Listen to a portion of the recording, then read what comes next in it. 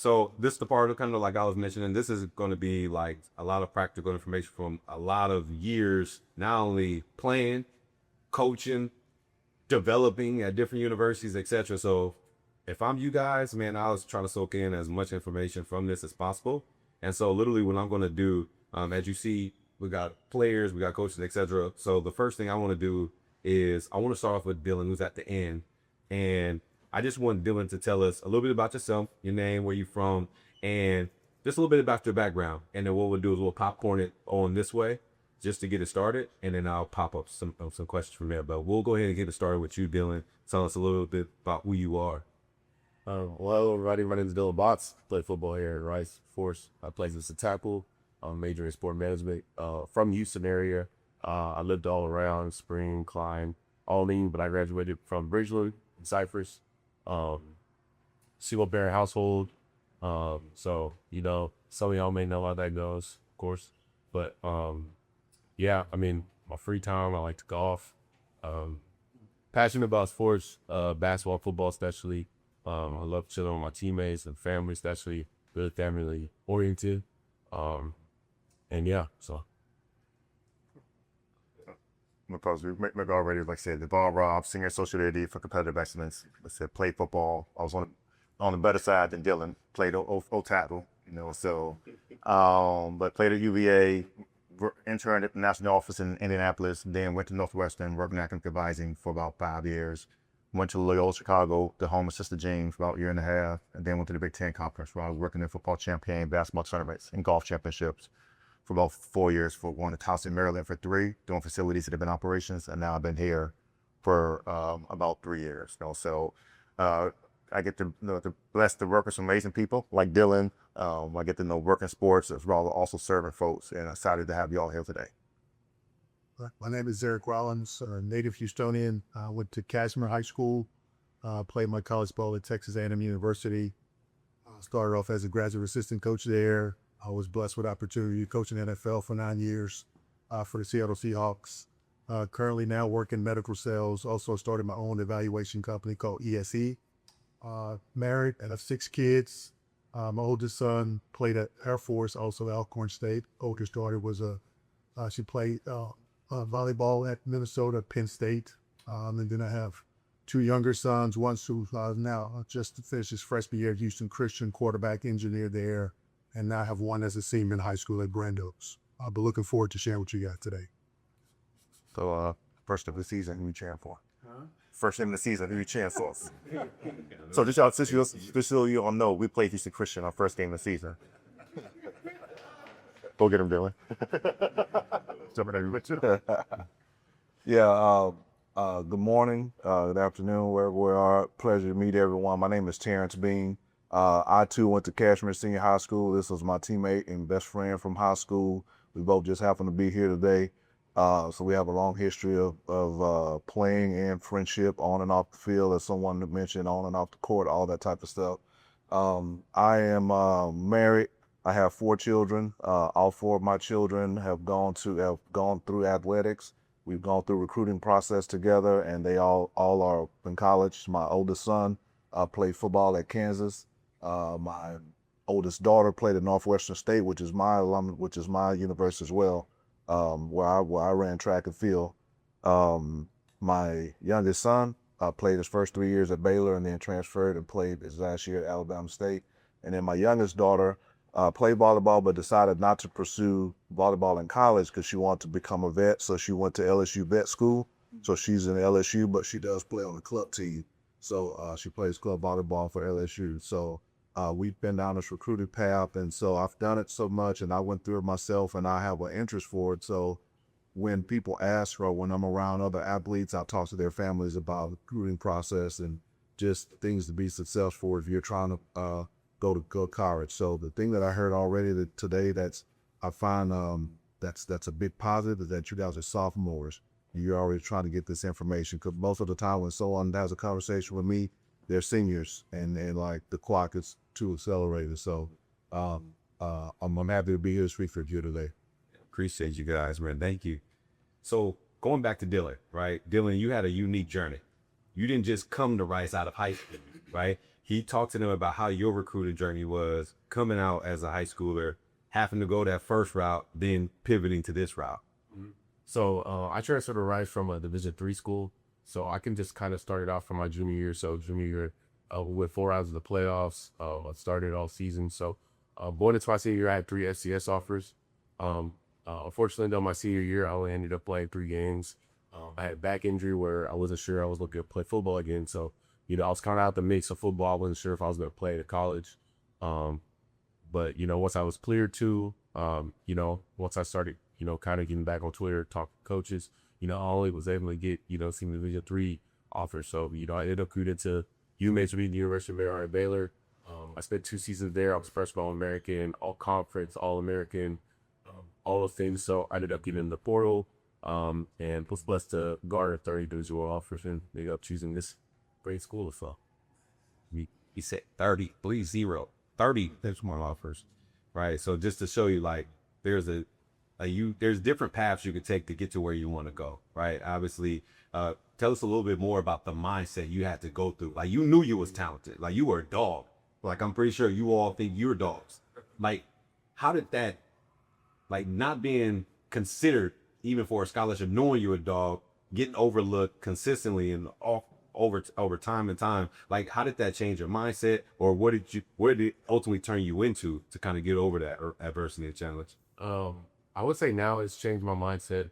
As of right now, like, nothing can break me. Like, getting hurt my senior year, having those offers pulled that I had at that time, going through physical therapy and signed to a D3 school. I was embarrassed. I was ashamed of it, but going through the path of going to the D3 school, being able to play there, it just made me think, or I kind of have the mindset now, nothing can break me. So, like, for example, yesterday we had a tough workout. We ran stadium, had a lift after. So, but through the workout, I'm able to get through it. Teammates going up, people are tapping out. I'm just, nothing can break me. So, I would say my journey has definitely made me develop that mind state. And appreciate it. So for my fellas right here, on this end of it, we're gonna take you guys back to your recruiting days. Like, so coming out of Virginia, Devons, like, what was your process like coming out of Virginia? You said it was a small town. So if you were, I'm not saying if you can remember back then, but if you take yourself back to your 17-year-old self, like, what was that process like for you? So my process was a little bit different in 2 ways. So one, like, I always was a strong student, so even going into my senior year, like the fall of my senior year, there was an organization that took us, similar to what y'all doing now, but organization that took us to Virginia Tech, just all Black students in the area, just to visit campus, and we could take our application with us. So we went there on a Friday, left on a Sunday, and by the time we left on a Sunday, they let us know whether or not we were accepted into Virginia Tech. So I knew that fall, before I even finished my football season, that I already got into Virginia Tech. I didn't like Virginia Tech, so it's my safety school. But the thing is, for me, is that I always knew, like, I wanted to go to a bigger school, so for me, like, I was getting recruited by, in that area for on up in Virginia, it's University of Richmond, JMU, William & Mary, you got UVA, Virginia Tech. I was getting recruited by the smaller schools, but I was really turning down the smaller schools, so I wanted the bigger school. Another thing, too, that happened for me in my senior year, that I was supposed to take a visit down to NC State on a Thursday night there, man, University of Ohio. The week before, 9/11 happens. Y'all probably weren't born 9/11, but 9/11 happens, that cancels that visit. So NC State is down off the table. And for me, like I said, since I knew I wanted to go to the biggest school, I was ended up walking on UVA because I didn't want to go small. So went to UVA. I love the visits there. I love people there. For me, similar to Dylan's, like, I kind of had that chip on my shoulder. I felt like, hey, I know I could be here. I know I could do well here. So I'm going to just work hard. One of the best compliments I got was at UVA in the locker room. They had all the walk-ons, and one were the foreigner. So when one of the guys said, like, the scholarship guy, he's like, you're a walk-on, because he's like, he didn't realize that for me playing this I would. But then throughout my junior year, I got a college scholarship. So similar to Dylan's journey, similar to my journey, it doesn't matter where you start at, you still with your journey. That's what you're looking to do. So as I say, keep pushing that way. Appreciate that, man. Thank you. Ms. Eric, man, you top talent out of Texas, man. Talk to us about what you went through. Well, I'll say this, though, for me, it was a little bit different. Coming out of Kashmir, I was a highly recruited player. Ended up initially going to Oklahoma University, and then I transferred to Texas A&M. I would say this, at some point in your journey, you're going to have adversity. And so to me, I think it's going to come back to what he was talking about earlier. It's about your passion. It's also about being persistent, but just knowing at the end of the day, adversity only makes you stronger, right? And so for me, transferring from OU to A&M, being kind of the newcomer, it was, probably 7 deep at my position. So you go to a school like A&M and you're the newcomer guy, you're like, wow, will I ever get on the field? But at the end of the day, I had a passion. I was persistent. I was going to put in the work. I knew where I needed to get better, and I was willing to put in that work to get better. But I would just say this, you guys are going to have adversity. Welcome it, use it to be better, as long as you got that passion and you're willing to push through it and you do all those things, good things are going to happen for you. And then I would say this too, see the big picture when it comes to college. At the end of the day, we all want to make it to the league. That's always the goal, but it's beyond that, right? You go to college really to get an education. I know this whole NIL environment has kind of changed the landscape a little bit, but at the end of the day, when you get that education and you develop those relationships that he was talking about earlier, those are the things that's going to carry you down the road, right? And really what I've learned, having some years of having kids, really life is about relationships. It's about the people that you're meeting that can set you up down the road. And you got to always be thinking that way beyond the game of football. And then to me, I think it's the life lessons of football. Football really is about teaching you how to live life. It's about competing. And so when you're talking about coming to a school like Rice, this is a high academic school. Going to A&M, and it was a high academic school. Okay, well, how did I make it? Because when I went into the classroom, I had the same mindset in the classroom that I had on the football field. I was competing.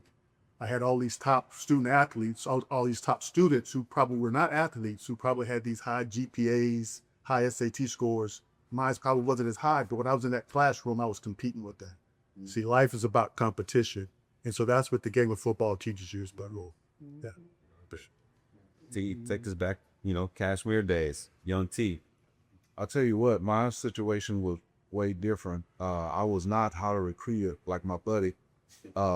At one time, we were both 175, and we both wanted to be defensive ends. And then the next year, he was like 205, I was like 176.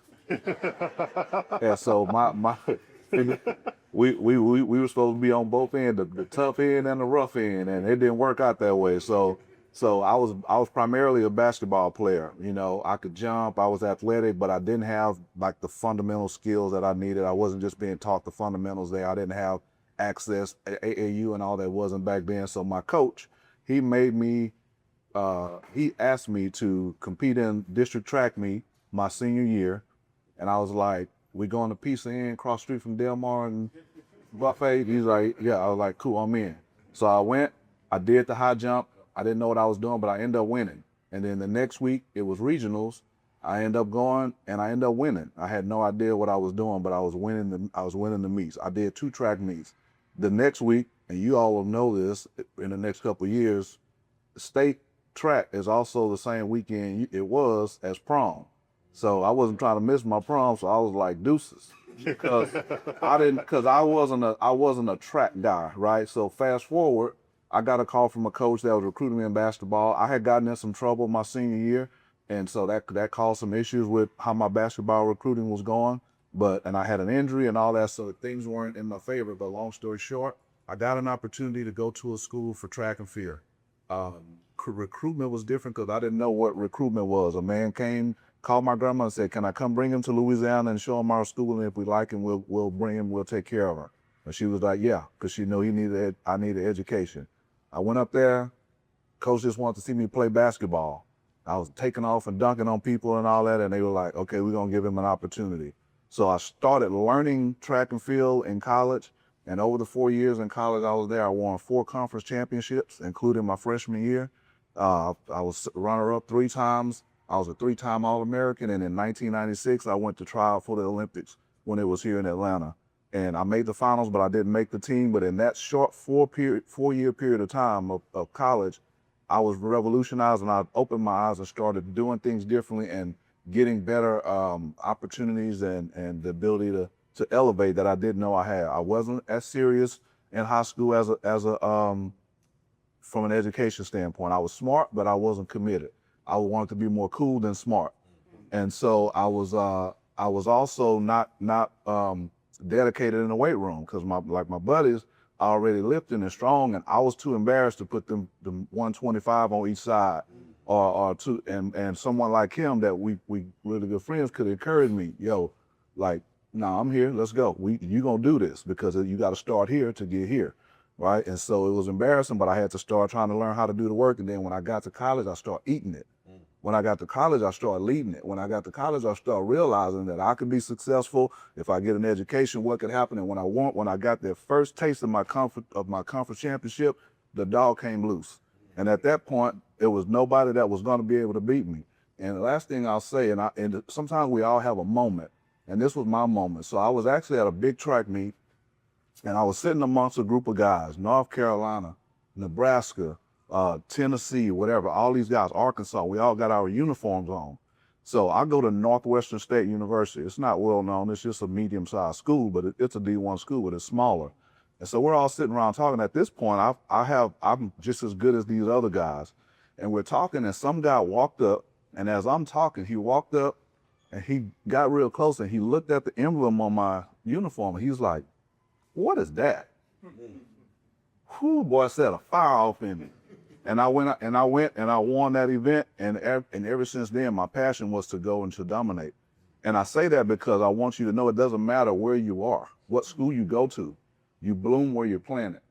And Zarek and I once knew Randy Rogers, I think that's his name, white-haired guy. He used to be all about recruiting, and we were it was about 600 athletes, and I want you guys to hear this. There was about 600 athletes in a room, because you know it's a lot of you guys, right? And he said something that eased me and my son heart, and hopefully a lot of other people. He said, look, everybody in this room is a Texas 5A or 6A athlete. You play Texas 5A and 6A football. Let me tell you something. If your grades are good, you are gonna play college football. So let me just take that, let me let you off the hook. You're gonna play college football. If you got the grades and you wanna play, you're gonna play college football. Now here's the question, where are you gonna play? Is it going to be D1? Is it going to be D2? Is it going to be JUCO? Whatever. But if you got the passion to play, you're already playing college level football. Zarek has coached at every level, and he's trained at every level. If you can compete and you can be successful at Manvel, there's a college that you can play for that Manvel is probably already more organized in and more. So you can play. So now you just got to ask yourself, do I really want to play, or do I just want to try to get to at Texas A&M, and if Texas A&M don't want me there, I kind of don't want to go. Or if you really want to play, because like that young man at the end said, he started from one level, but if you want to play, if you got dog in you, if you're willing to get out there and win, and guess what? This starts with, and this is part for the parents, it starts with you. If your parents are doing most of your work, if your parents are speaking more for you than you're speaking for yourself, if your parents are more driven, they got to wake you up and they got to go put the cones out and they got to take you to the strength and conditioning coach and they got to take you all these places. If they're doing all the work and you're not, you're probably not going to be super successful. But if you got your own drive, if you got your own value system, if you really believe that if you put in the work, you can go somewhere and be successful, because as a coach, that's what I'm looking for. If I'm talking to you and your mama talking more for you than you are, I probably know you're probably not going to be that dog that's on the field that I need. If your mom is filling out all the forms, if your dad's filling out all the forms, if they sending all the text messages, that tells the coach something about you.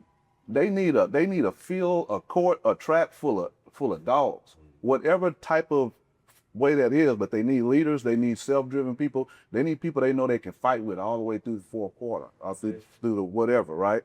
So you guys got to be doing the work. You got to be vested, right? So I know that was a lot, but man, I get passionate about this kind of stuff. Cause when I see you guys, y'all are upfront, interested.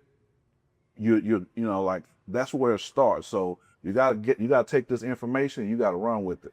I love it. Nah, I love it. You can, go ahead.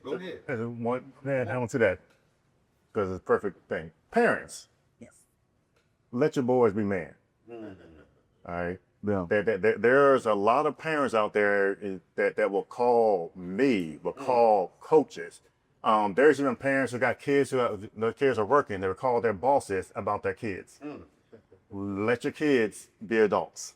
Because if there's nothing that's going to turn a coach off or administrator off more, is having a parent call instead of that young man or young woman coming to that coach or supervisor themselves.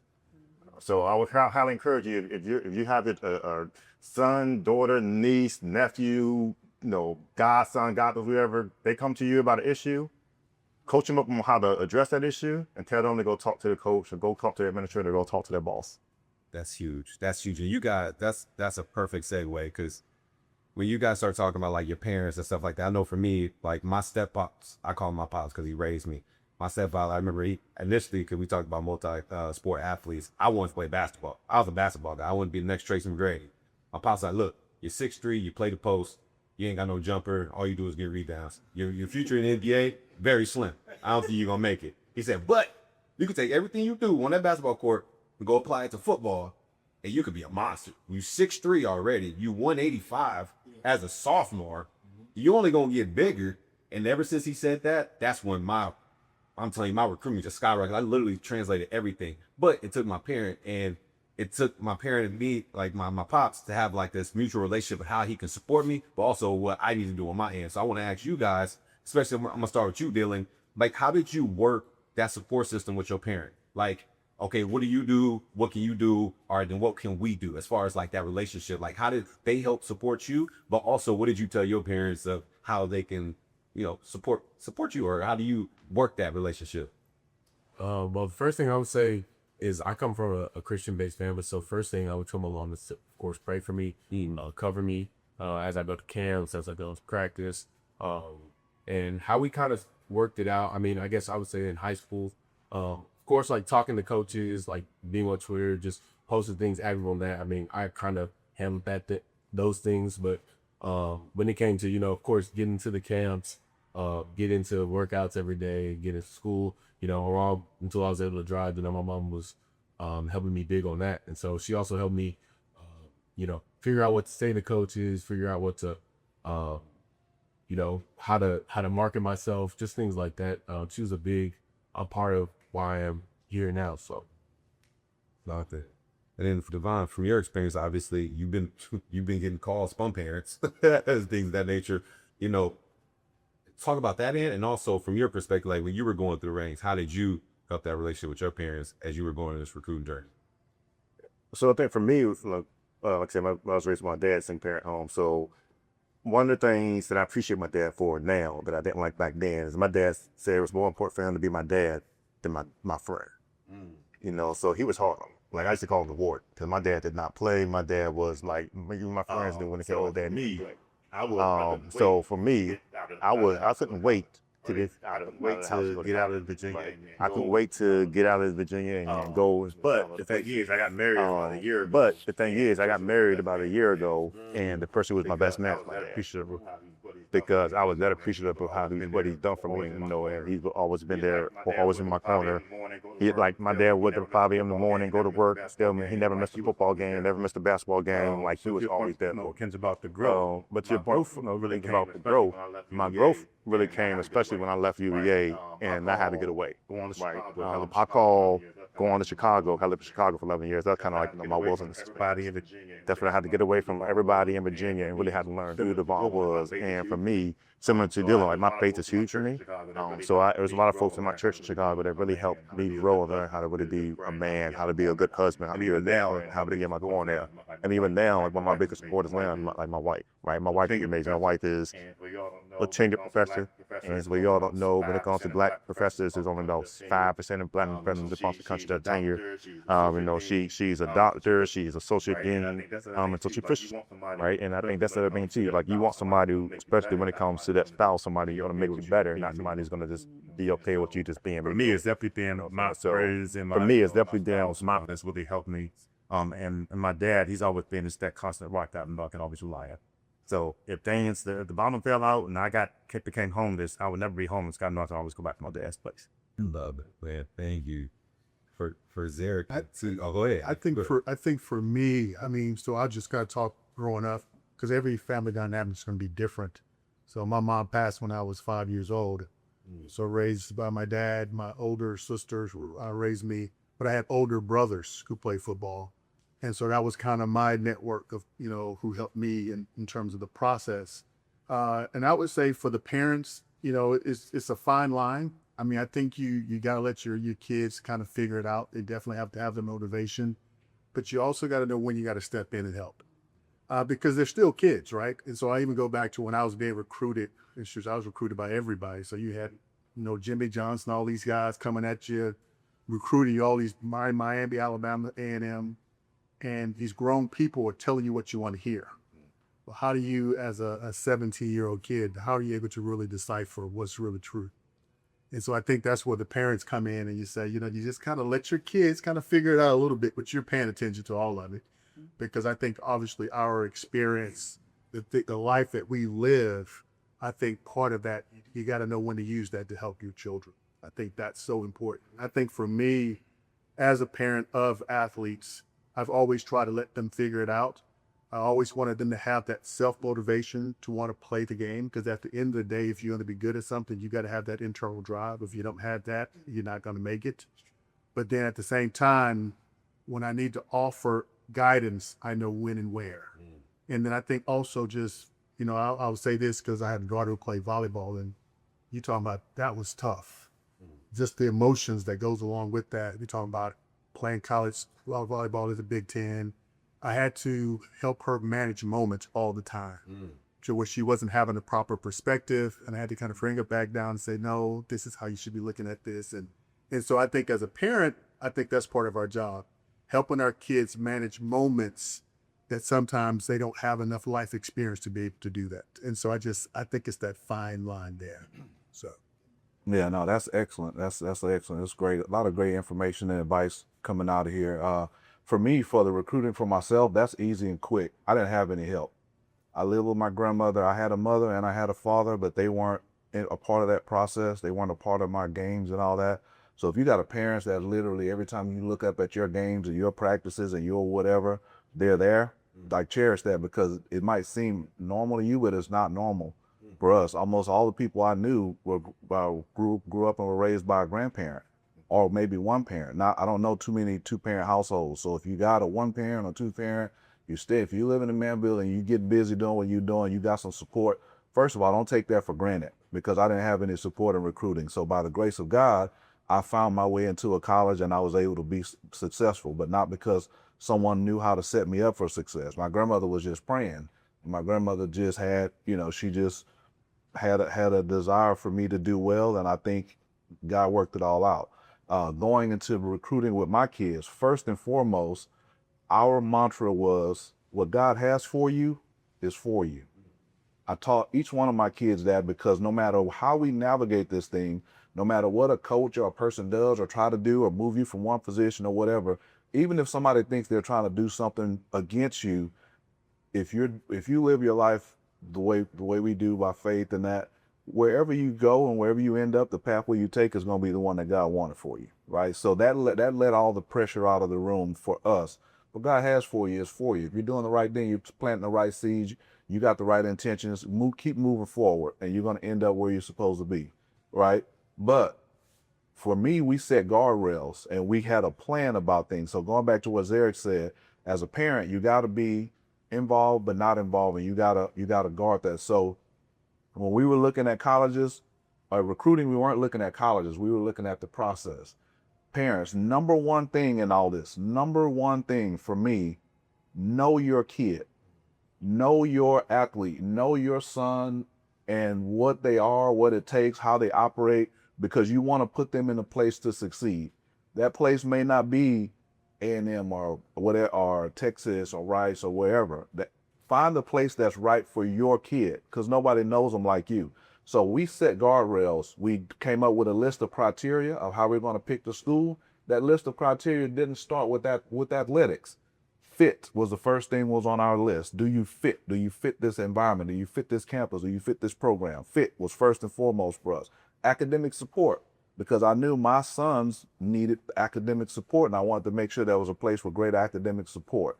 Then we started working down the list of that criteria. Then we got to position coach, because for football, position coach for us was more important than head coach, because that's the person who's going to spend way more time with you than the head coach. The head coach can be super outstanding, charming, or whatever. It's your position coach that you're going to be spending a lot of time with. So put position coach, whatever, head coach. We went all the way down to living quarters and all that, climate, whatever. But I know my kid and my kids are all different. I have 4. So who can go 18 hours away? Who needs to be about 2 hours away? Who can deal with the cold and who absolutely hate cold? Cold's not going to bring the best out of them. Who needs to be there? Know your kid, and you guys got to know yourself. And so when we went through that list of criteria, we call it tear off the labels. Let the criteria point you to where you need to go.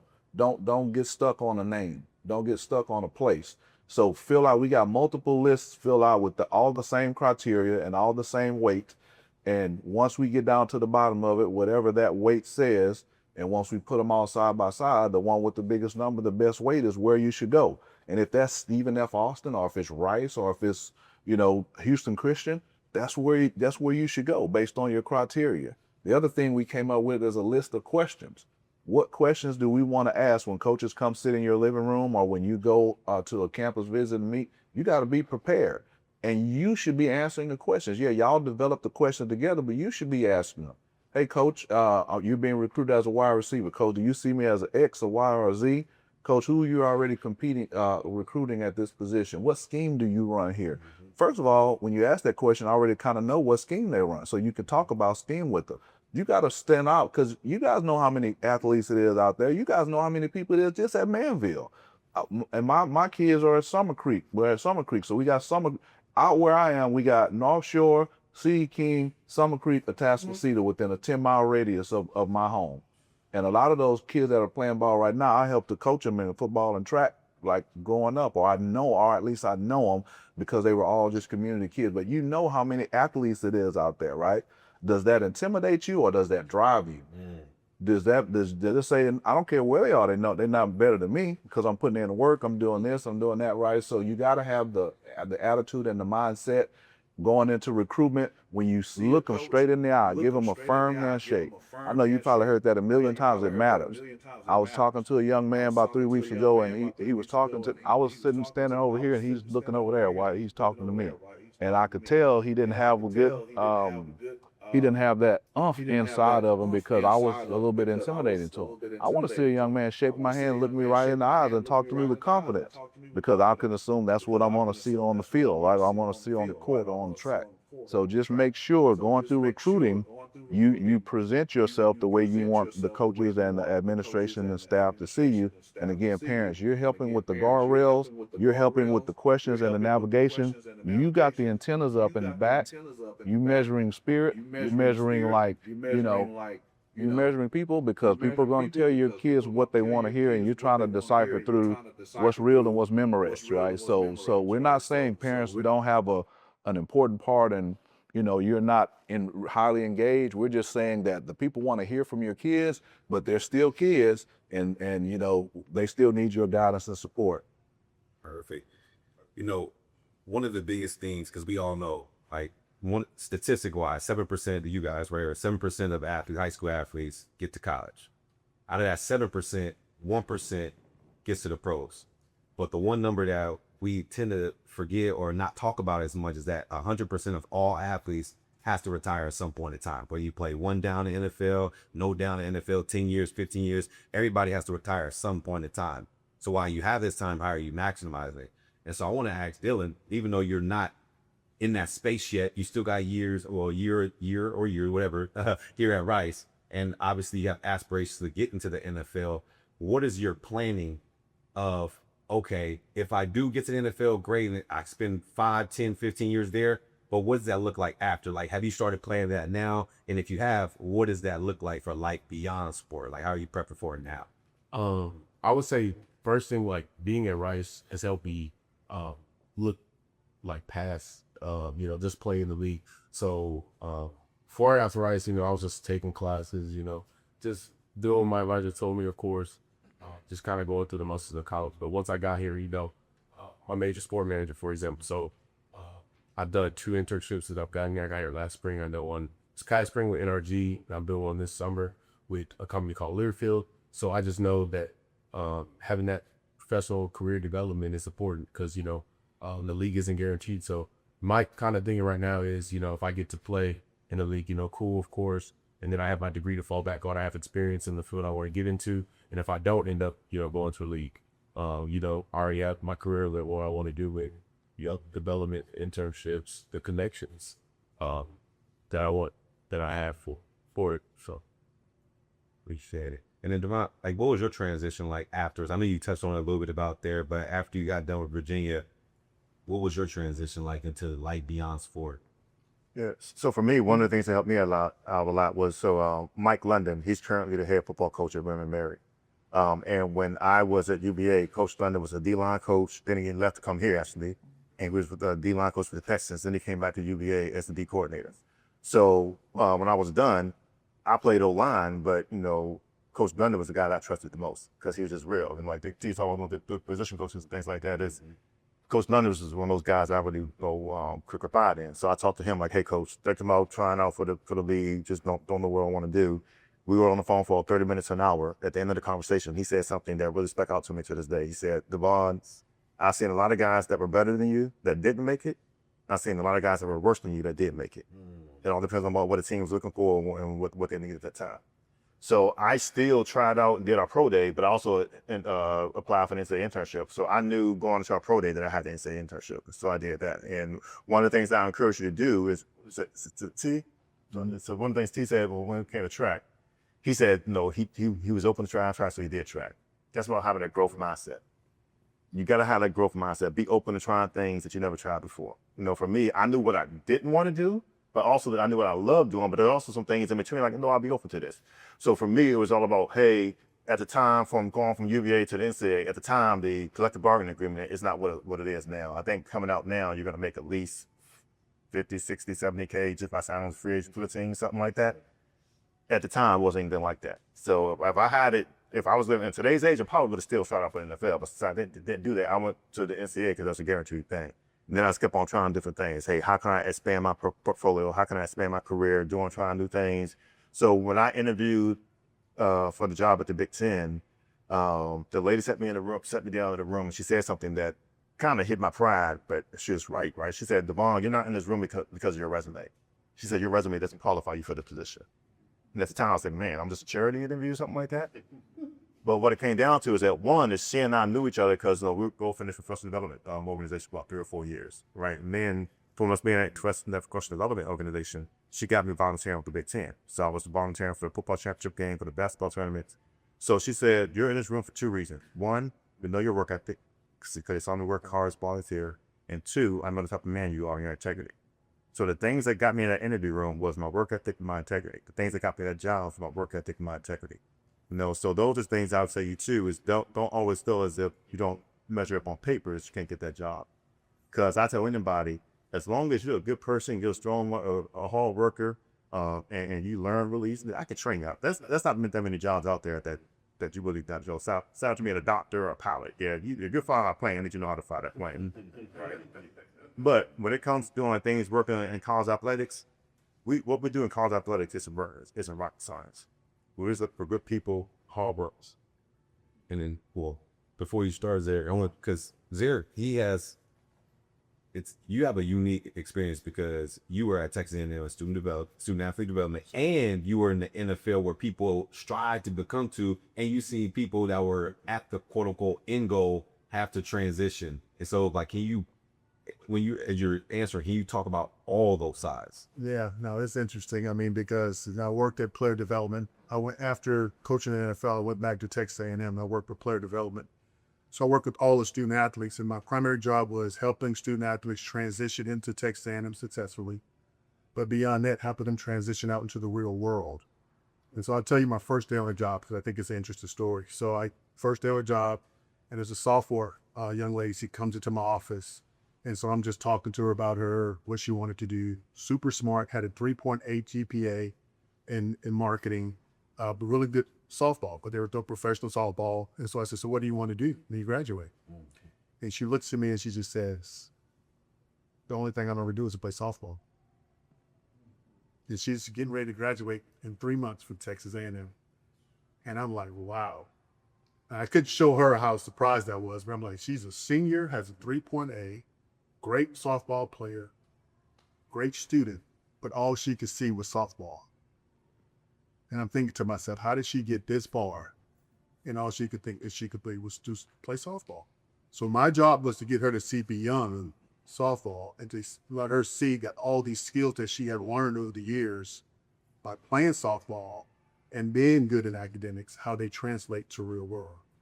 Fast forward, that young lady's a vice president in the company now. But I'm just saying that to say this, see the big picture. One of the things I always did as an NFL coach, it was probably a little bit different. I'd get in the room with all my players, and my guys were all these big time money guys, first round draft picks. I say, if the game ended today, I had a guy named Julian Pearce, first round draft pick out of Michigan State. I said, if the game ended today and all your money was taken away, what would you do? And it, I don't know, go time, I don't know. If it ended, what would you do? I just go around the room, all of my players, all these guys are making millions of dollars. But what I was trying to get them to do, even at that level, to think beyond the game. And I look back on all these guys now, all these guys have their own companies. They have, corporations that they're a part of. All of them are very successful. But for me, the biggest thing that I was trying to get them to do is think beyond the game, but also be able to see how the skills that you develop playing the game translate into real world. Well, and then T, for you, similar question, obviously, but you have actively, like your kids, they're now transitioning into that stage of life. Like, as a person that's going through it currently, like right now in this space, like how are you prepping them? How are you teaching them? Like, what's some advice that you can give to these parents and also to the kids as they're stepping into that? Man, one of the couple of things, I always talk about sowing seeds. So I was always just sowing seeds into my kids, my sons and my daughters, to try to understand, how to create their own pathway. Unfortunately, life is all about the decisions that you make.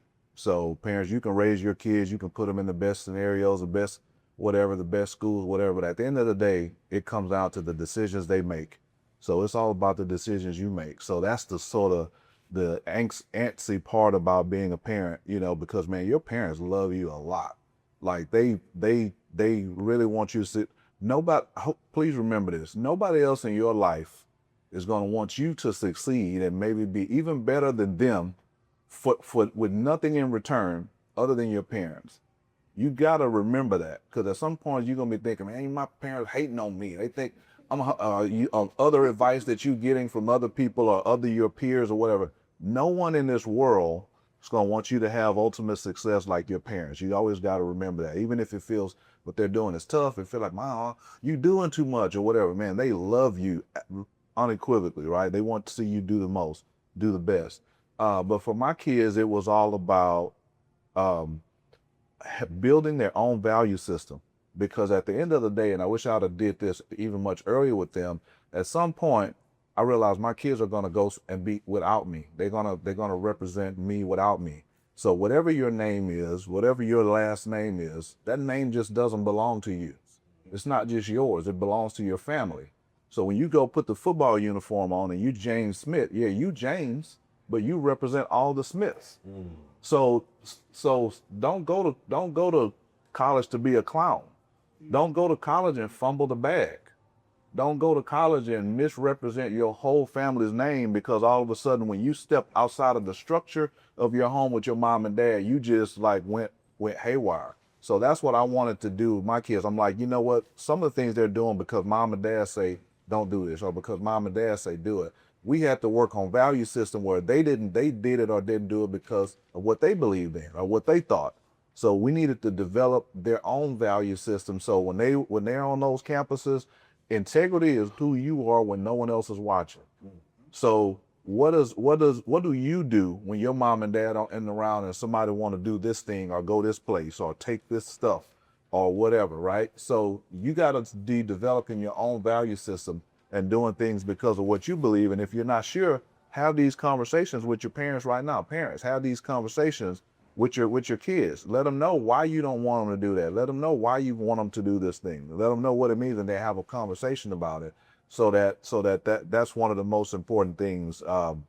That's a little bit outside of recruiting, but that's all about success, right? And then having them think, neither one of my kids I ever said, I want you to go pro. That was never a part of our conversation. If you go pro, great, man. I hope the sky's the limit for you. If you go pro, that's absolutely fine. As long as you know, as long as you're built for being pro and you're built for having the money that comes with it. If you're not, I hope you don't go pro. I hope you be what God intends for you to be, right? But we never talk about going pro. We talk about getting an opportunity and taking advantage of the opportunity. So right now, and I always wanted a return on investment. Your parents, whether they say it or not, and they deserve it, they want a return on investment for the time and the money that they're putting into you, and I think you owe them that. And the way that you can do that is go earn a free education. So across my kids so far, education-wise, we probably have over $400,000 of school that's been paid for that I didn't have to pay for. I didn't have to figure out the money to pay for it. That's a blessing. Man, that's crazy. But all the days out in the sun, all the paying for this and going here and paying $30 to get into this, to watch you play all this. I told my kids, I looked at them, I want a return on investment for what we're doing, right? Because I want you to be successful, and I'm investing in you because I want you to have everything you need. But don't get to your senior year and you've been doing all this AAU, all these camps and all this stuff, and then you're like, I don't think I want to play no more, but I'm still gonna go to this university. Oh, and then by the way, mom and dad gonna pay for it.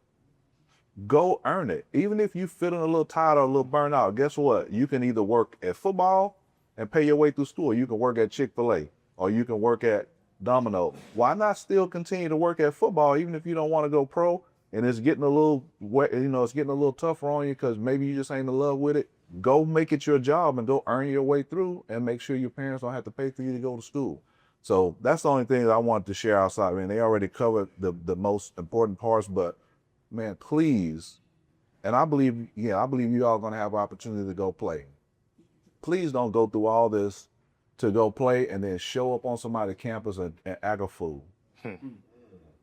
And then embarrass your family and lose your opportunity, and somebody really work hard to help you get there. Like, just know, don't let nobody trick you out of the game. Don't let nobody trick you out of your position. Your parents are the people that want you to be successful like crazy, whether you can see it or not. Go make them proud. Go do well. I don't care where it is. My son could have been playing at I don't care where, anywhere. He could have been playing. I'm gonna be right there with that shirt on. Not nowadays, there's people transferring so much. You keep getting all these shirts. Like I don't want all these shirts. I want to cheer for. I'm used to cheering for one person on one team for 4-5 years, right? But wherever you are, your parents are gonna be happy for you. They're gonna be vested. But man, it's on you. Get in there and do the work. Get in there and have integrity. Have your own value system that will guide you through that college experience, so that you can look back on your parents and your mom and dad, and you have said thank you with your success. You've said thank you with your behavior. You've taken your name, your last name, and elevated it that much more. When you don't want your parents or your family to see you coming across the bottom of ESPN and your family name is in some nonsense because of you, like elevate them and take pride in that name.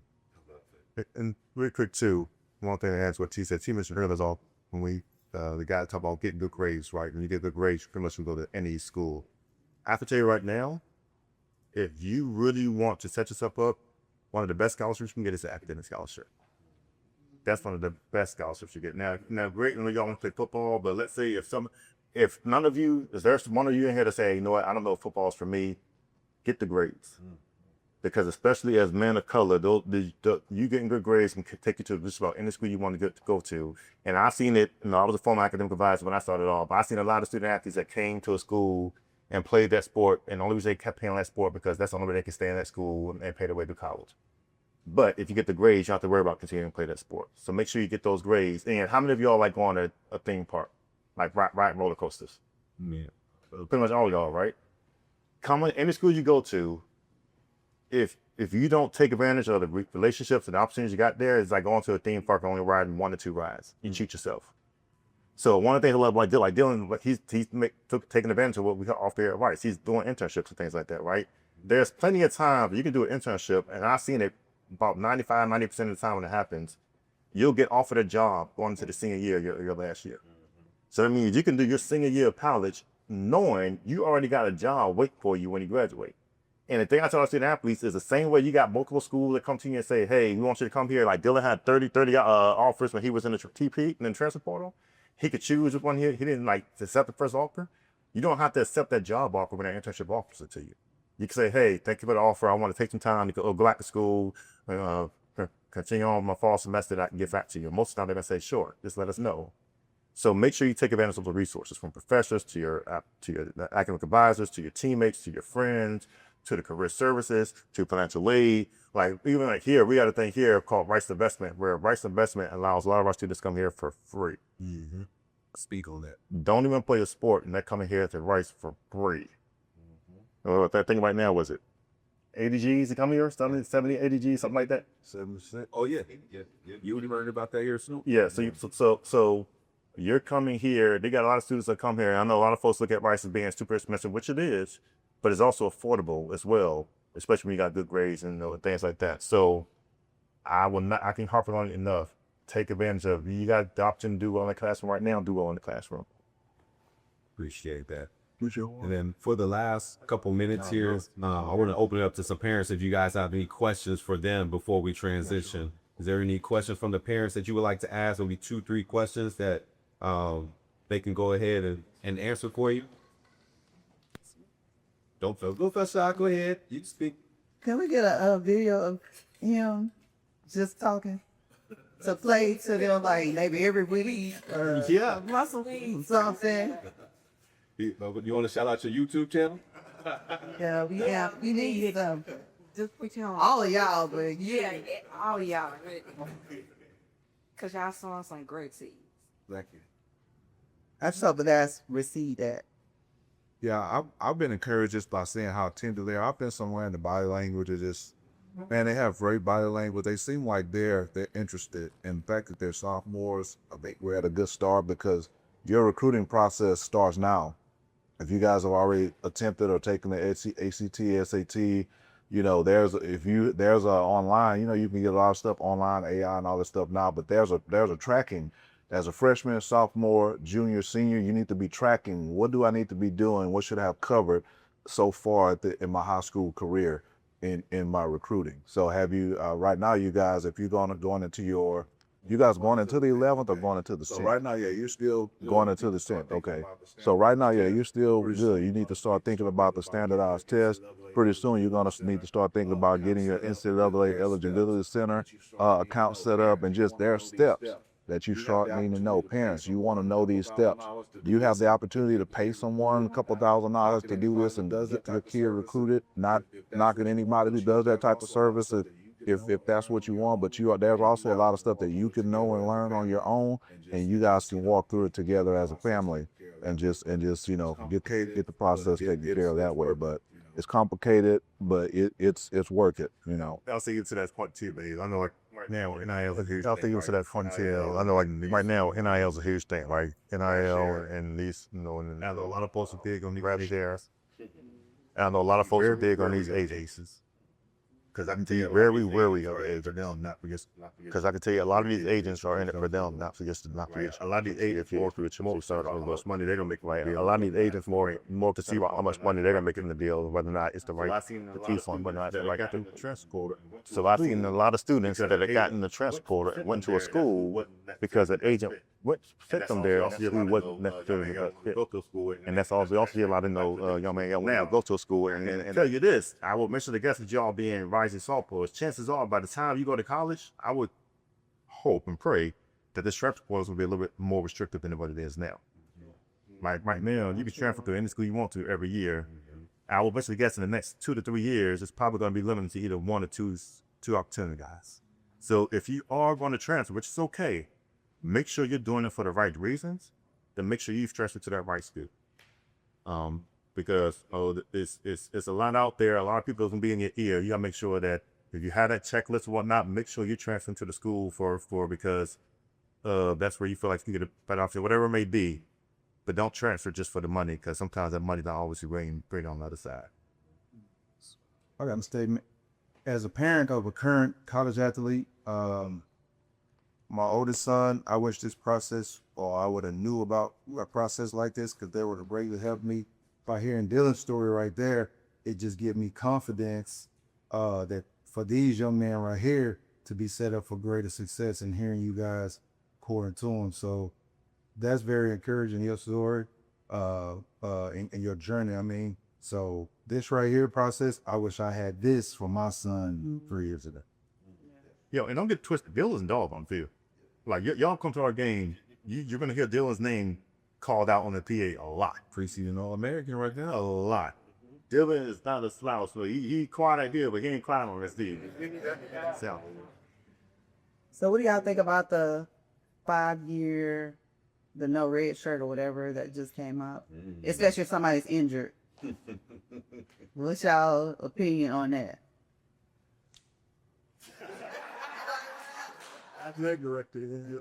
So to me, I know there's a lot of different ways to go. To me, the reason that I'm a fan of it, because one is there's sometimes too, as a freshman year, you got to question whether or not you're on a red shirt. Yeah. This now gets rid of the red shirt, right? You don't have to worry about red shirt and whatnot. It's like, hey, you can go out there and learn and grow. And the other thing too, especially with transfer portals and anything like, there's a lot of folks who are now just trying to extend their eligibility just to make money, and it's taking away opportunities from high school. Yes. Right. So to me, it's like you go to sports and you play college sports to get that degree. Yeah. And I know this NIL has changed a lot of things from it. And in some cases, I get it, right? You got the young lady who transferred from Stanford and went to Texas Tech. And she pitched there. When I first heard about it, I'm like, who believes Stanford to go to Texas Tech? And I heard she got 1.1, 1.2. I'm like, I understand. Just no, that makes sense. But to me, I'm a fan of it because, like I said, you get 5 years and you should be able to make a name for yourself for 5 years. Now, like I said, I think there are some things where if you do get injured, depending on what type of injury it is, how it is, you might be able to put a waiver in there. Who knows whether it gets granted or not? But you get 5 to play 5, and that's more than technically what I got. I only got 4. Actually, so I'm cool with it. Dylan, what are your thoughts?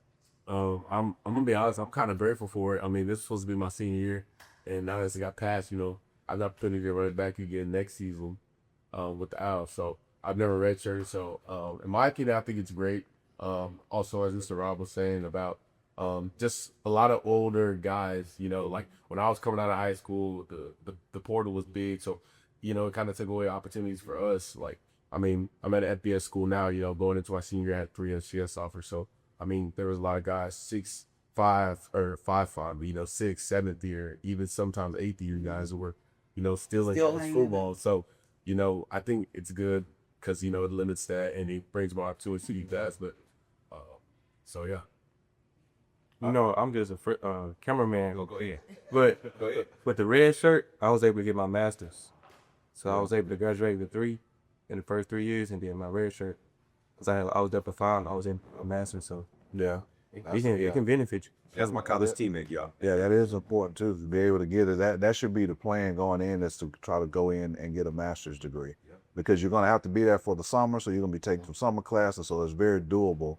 But one of the things I want to say in this, because everybody already said pretty much everything, is the fact of this new order of things in terms of the portal, junior college, and all that. The high school players have fallen a lot lower. The high school players are not as many as are as high or as at the top of the pecking order as they used to be, because of the demands of college football on the coaching staffs and this whole transfer portal and all those type of things.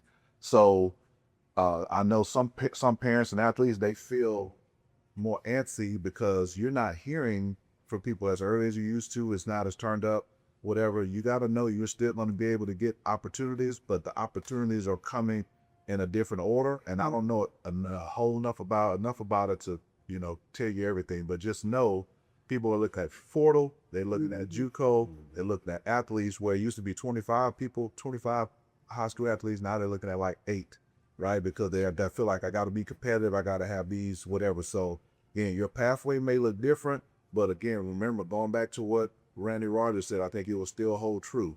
If you have played at this level, you could play at Manvel High School, and you can graduate from Manvel High School with the grades and with the ability to want and the desire to want to play football, you'll find yourself playing somewhere. And if you play and you continue to play well and you continue to move up, you're going to be able to leverage these tools and these opportunities just like the coaches are. So don't let it be, I'm saying this to say, don't get discouraged if a whole lot of people are tearing your door down in high school, or if it comes later than what you expect or whatever, your parents are going to be kind of antsy and excited because they want the opportunity for you. So just be informed about this whole process with NIL and JUCO, and just understand wherever you go, bloom where you're planted. Wherever you go, take your work ethic, take your abilities that you learned in high school, and go just be successful. And you'll be where you're supposed to be. You'll finish. You'll end up where you're supposed to be. And I say even to that point too, two things. One, comparison kids. Right. So don't compare yourself to other guys who are your age, what they're doing. And parents, don't compare your sons or your kids to other folks as well, because things are different, right? I mean, and to T's point, you got to find out what school is best for you. Like, you got to find out what schools are invested in you, because especially with the Florida and things like that, you want to find coaches that actually care about you as a person more than just a statistical player. Because when they just see you as a player, if that's the hard thing now, if they see you as a player, you come in, you don't do well, so they're gonna push you out. See, look, if they actually are investing in you and care about you and see you for your potential, they're gonna pour into you and help you get better. Right? You know, so when we talk about our coaches, that's one thing our coaches know. Like I said, I'm the sport administrator for our men's basketball, right? So our men's basketball coach, Rob Lanier, he can say, hey, I got this person that's coming in, and I probably don't see him playing his freshman year, but Devon, by his junior year, he's gonna be a boxer, right? You want those coaches who really will forward to you and know you for who you are and what type of player you are, right? And to that end as well, parents, so you also gotta trust your coach's instincts, because sometimes, let's say, like, Ronald, you're a running back right now, right? You might get to school and they might say, hey, we might see you better as a DB than a running back. If they see you better as a DB and they showing you all the right reasons for that, you got to go with that. Because you might have sometimes a school that might, you might say, well, I'm a running back, and nobody's who to recruit you for running back. Or you might go to school for running back, you'll be third string and not getting playing time. But they're saying, if we can put you as a DB, you're going to feel immediately as a DB. That's important. Heck, I think we saw a video that came out a couple of weeks ago about when Dion was at Jackson State. There's a guy there, I think he was playing running back and moves him to linebacker. And now he's playing in the league as linebacker.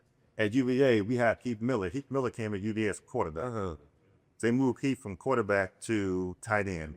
He played for the Fields for a long time as tight end. Marcus Higgins came to UVA as a quarterback. We had Matt Shaw, who also played here. But they moved Marcus Higgins to wide receiver.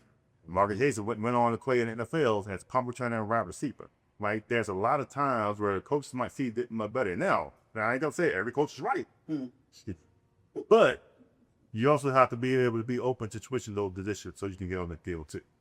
I'll say one super quick thing with, as you said, coaches, your relationship with your high school coach matters. Yes. These college coaches are going to talk to your high school coaches. They're going to talk to your council and everything. So we live in a world where sometimes there's some tension with the coaches, and it's like, well, I'm going to get ready to go do my thing, or I'm my developmental coach or my AAU or whatever. Zared and I have volleyball daughters and all that. Some of those worlds are different, where the club world is more expansive. But in football, coaches are going to talk to your high school football coach. They're going to ask about your character. They're going to ask about your work ethic. They're going to ask about who you are. They're going to ask about the parent involvement. What kind of parents come with it? Those type of things. They're going to ask those questions. So if you think you're going to make it through without having a decent relationship with your high school coaches, it's probably not going to work that way, because they're going to have to speak on your behalf at some point.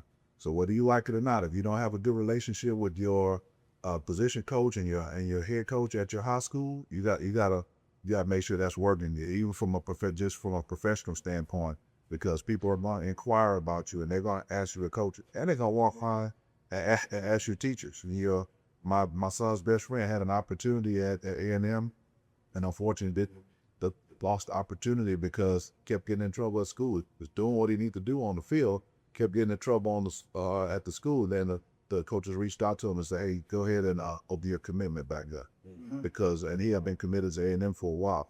A&M flew to our game in a helicopter to come and watch one of his games, to watch him play. And because of the behavior in the classroom, they were like, you know what, just re-up your commitment, because they knew that wasn't going to translate well. So make sure your behavior and who you are in the class and in the hallways are important, and also your relationship with your coaches. Make sure that's solid. And if you got social media, clean it up. Make sure your social media is tight. Yeah, no, if you're resharing all this nonsense, that'll take your opportunity pretty fast as well. Do they feel like it says something about your character, how you spend your time, and what you encourage? And that's not only at high school, even when you get in college, then right? Because from the pros, even for jobs, I had a young man who he was in social media technically though. Google, he had a job with Google. Right, most of still Google is probably the best company you can work for. Google literally is about to offer him a job. They called him, his voicemail was full. Like, this is not the young man that want to work for us because his voicemail was full. But they couldn't leave a message. Clean up the social media, make sure your voicemail is appropriate, make sure, and his length. I feel for y'all, like Dylan, I feel for y'all because there was no such thing as a camera phone when I was in college. Thank God. Thank God. Thank God. Right? Because I'm not going to sit here and tell you I made all the right decisions in college and things like that. So, but there's a bigger spotlight on you all now and more access to you all now than there was ever before. Right. So you always have to be on your cues, right? Though, like right now we have a campaign called Rep the R. We're building out the R. So one of the things you say is that the R never comes off. Right. Everywhere you go, you're repping the R. As Steve mentioned earlier, their last name. Everywhere you go, you're representing your family. Right? You're representing your parents. So make sure you make smart decisions because you never know how that might reflect back on you, on recruiting, NFL, jobs, and things like that. That's perfect. So, first off, give a round of applause for my